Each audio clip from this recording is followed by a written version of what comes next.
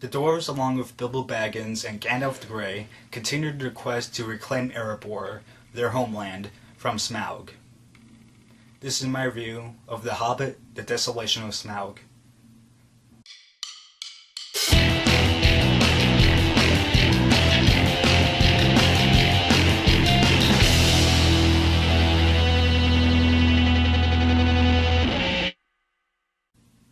So if you guys don't know from the review I did for the first Hobbit, I thought that the first Hobbit was good. It did have its problems and everything, and I just thought it was good. But, so I was a little bit worried with the second movie, Hobbit, Desolation of Smaug. But then when I started to hear early reviews about the movie, I heard good stuff. I heard that Peter Jackson did better directing. It had a different tone to it. And I was like, oh, okay, that sounds good. So when I went to see Desolation of Smaug, I had no expectations. It could have been a really great film. It could have been a really bad film. And guys, as it turns out, The Hobbit, The Desolation of Smaug is better than the first Hobbit in my opinion, but not as good as the Lord of the Rings film still.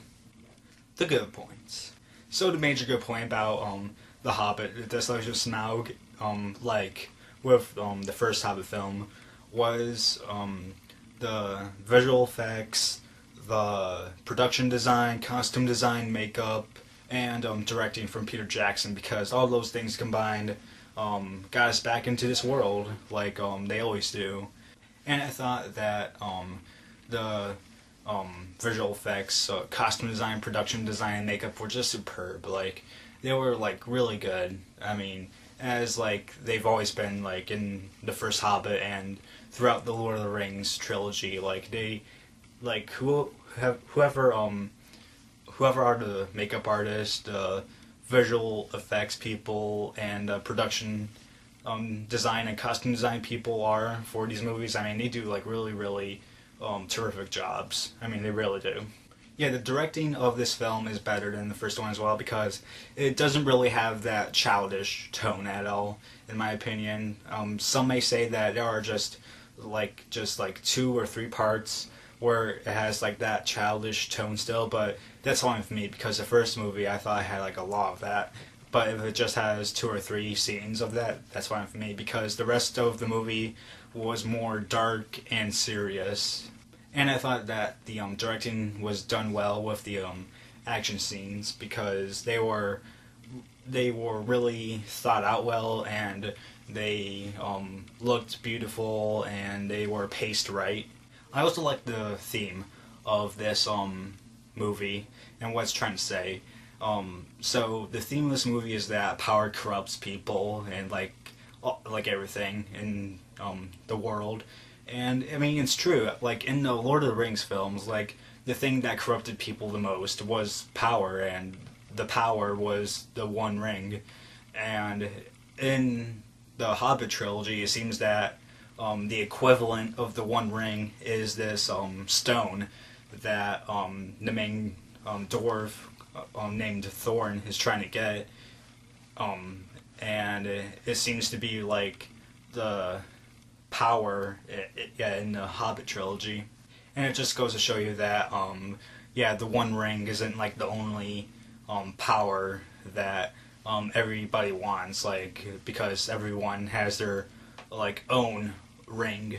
So I thought that the acting was done well in this movie as well. And the reason I didn't mention the acting in my first Hobbit review was because I thought that the acting in that movie was just okay, but in this movie I thought that the acting level like took up a notch, and just everybody did a good job, from Ian McKellen, who's always good, to Martin Freeman, who played younger Bilbo Baggins, and to Orlando Bloom, who's coming back as Legolas, and to Evangeline Lilly, who plays one of the elves, and to all the other dwarves as well. And here's the thing with Legolas, because from what I've heard, Legolas isn't in The Hobbit at all, but Legolas's father is in The Hobbit, so that's why some people think that that's why he was in the movie when he isn't in the book because of Legolas's father being in the book. That worried me a little bit because I thought that Peter Jackson was just gonna put him in there just to be there, just for like the Lord of the Rings fans to be like, oh, it's Legolas. But no, I thought that they handled Legolas well in this movie. And this is a really different Legolas from the Lord of the Rings films as well, because in this movie he's more, I guess you could say, agile and more emotionless, I guess you can say, than he was in the Lord of the Rings films. The bad points. The main bad point I can say about this Hobbit film is that there were some moments where I thought that the editing and the placing of scenes could have been better, and because like this is more in the second half of the movie, because there's just like the group gets separated and we're introduced to new characters, and we get to see their point of view of like what's going on and everything. And it kept going from this new character to the people back in the mountain to the dwarves that were left behind in this town, and then back to the people back in the mountain, and then back to this new character, and then back to the elves coming to the town. And it was like, whoa, like this is like going by too fast and everything. And yeah, it wasn't, the problem wasn't the pacing. I think the problem was the placing of the scenes, and I thought that if some scenes were placed scenes with like the same characters together, then, and just like go on like one long run to know like what's going on with them, then I think it would have been better. And even though the directing was done better in this movie, and the writing as well, I forgot to mention the writing was done better in this Hobbit film, I thought that there were some scenes where I thought could have been written better or should have been taken away, because there were some scenes that were written which were like, I don't know why they needed that in there, or I don't like really understand that. There's this romance, and it, like, I didn't understand why they needed this romance. I mean, and from what I understand, there's no romance in the book. But so I was like, okay, I don't really understand why it's in here, because it's like really boring. There was also this moment like when they get to this town called Laketon, and I guess there's like political like stuff happening in this town, and there's this like some scenes are devoted to like political drama and everything. It's like it's not like really mentioned later at all, so it's like, okay. I mean, it is mentioned later, but by later I mean like near the end later, and it's like we don't like really get to see like what's the big deal here and everything. Like we're told what's the big deal, but like we don't feel it, is what I'm trying to say. The final bad point I have to say, and this is just a really, really small bad point, is the ending. I mean, the ending was good and bad, in my opinion. And I'll get to that in a second when I go into spoilers. So, I saw this movie with my friend, my sister, and my father. My friend Mike gives this movie a 3 out of 4 stars. My sister gives this a 1.75 out of 4 stars. Yes, I'll get to that soon. My dad gives it a 3.25 out of 4 stars. And I as well give it a 3.25 out of 4 stars. I thought it was a really good step up from the first movie. It's back to that serious and dark tone from the movie and everything. And I can't wait for the finale of the trilogy with The Hobbit, There and Back Again. And if you want to know, the reason my sister, from what she's told me, the reason why she gives it a 1.75 out of 4 stars is that she didn't understand why they had some scenes in the movie, and she told me that the ending battle with Smaug was a little bit ridiculous, since like the ending like was just like, well, what was the whole point of the battle for?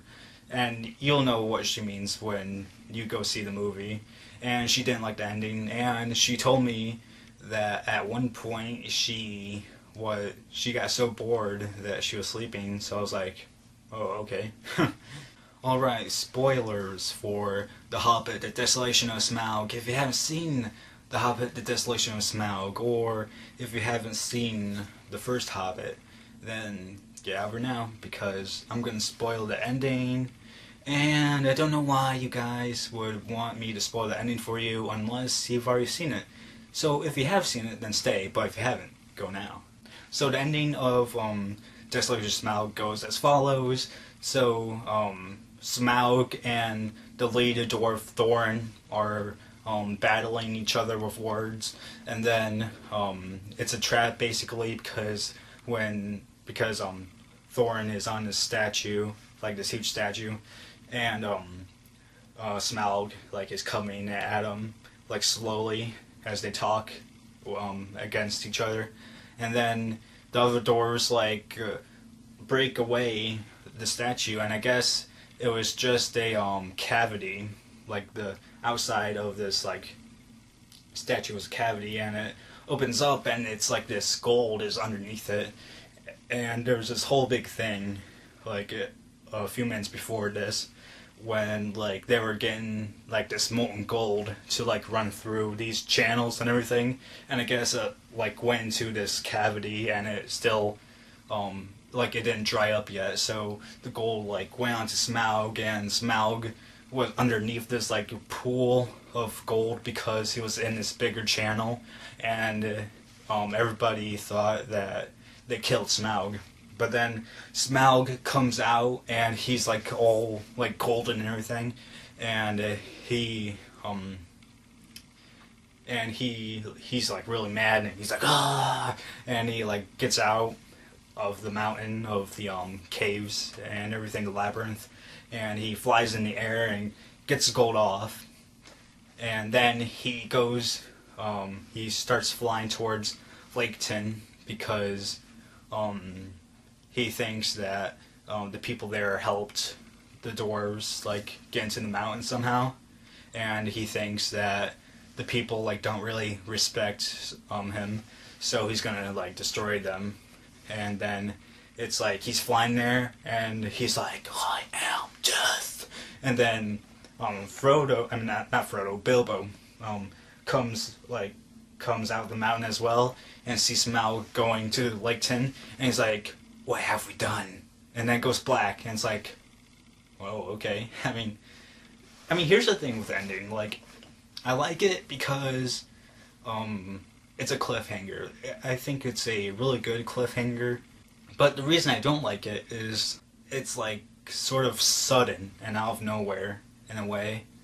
And I mean, some people may disagree with me, but this is just my opinion. I think it was just out of nowhere. Like, I thought there should have been like this, like something should have happened like during the battle with Smaug, where it felt like, okay, then yeah, that makes sense, and it didn't like feel so rushed. So that's my review for Hobbit, Desolation of Smaug. I think it's better than the first Hobbit, like I said, but not as good as the Lord of the Rings films, as I said as well. But you should go see it. It's worth the money, I think. And that's it.